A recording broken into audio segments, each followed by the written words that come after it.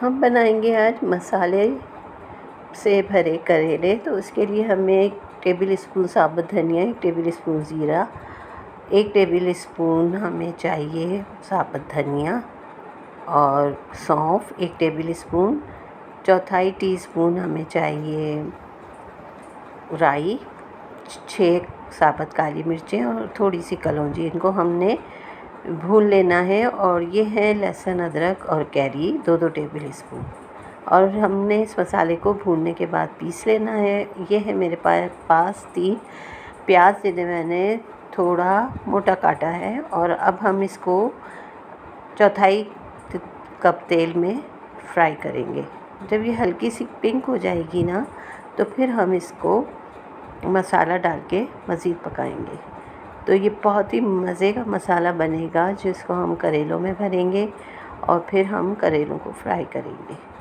तो अभी ये हल्की हल्की गुलाबी हुई है प्याज, तो इसमें डाल दीजिए लहसुन, अदरक और कैरी भी 2 टेबल स्पून है और लहसुन अदरक भी। और जो मसाला हमने भुना था वो भी ग्राइंड हो चुका है। इसके अलावा हमने डालना है लाल मिर्चें, हल्दी, हरी मिर्चें, नमक।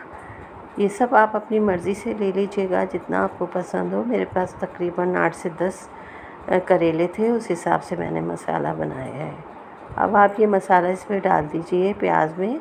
और जो मसाला हमने ग्राइंड किया है, इसमें से भी 3 से 4 टेबल स्पून या हस्बे ज़ायक़ा आप इसमें शामिल कर लीजिए और इन्हें अच्छी तरह से भून लीजिए मसाले को, क्योंकि हमने इसको करेलों में अभी भरना है।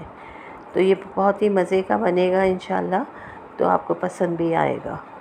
मसाले बहुत ज़्यादा नहीं हैं, सिर्फ राई है, कलौंजी है, साबुत धनिया, सौंफ और ज़ीरा।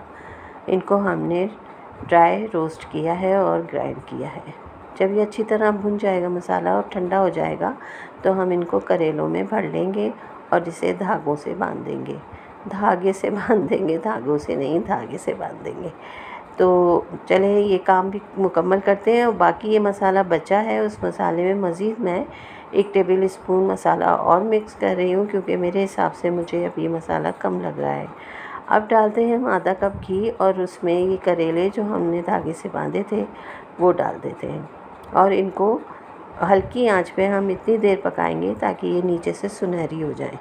जब ये सुनहरी हो जाएंगे तो इनको हल्के हाथों से हमें पलट देना है।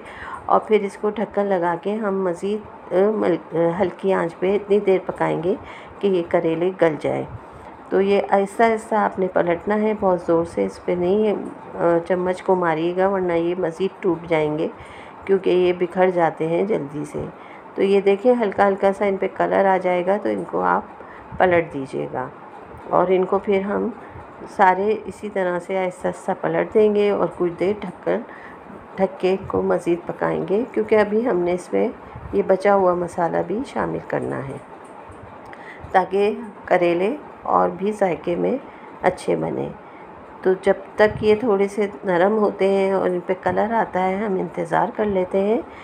और देखिए अब ये करेले अच्छी तरह से सिक चुके हैं। और अब ये तमाम बचा हुआ मसाला मैं इसमें करेलों में डाल देती हूँ और इसको फिर मज़ीद हम 10 मिनट ढक के हल्की आंच पे पकाएंगे, ताकि ये मसाला भी इन करेलों में अच्छी तरह से जज़्ब हो जाए और इसका जायका मज़ीद अच्छा हो जाए।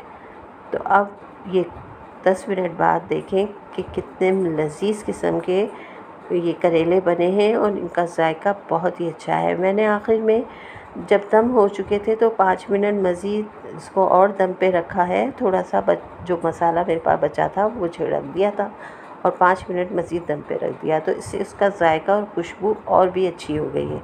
तो मुझे उम्मीद है ये रेसिपी पसंद आएगी। पसंद आए तो ज़रूर बताइएगा। अल्लाह हाफ़िज़।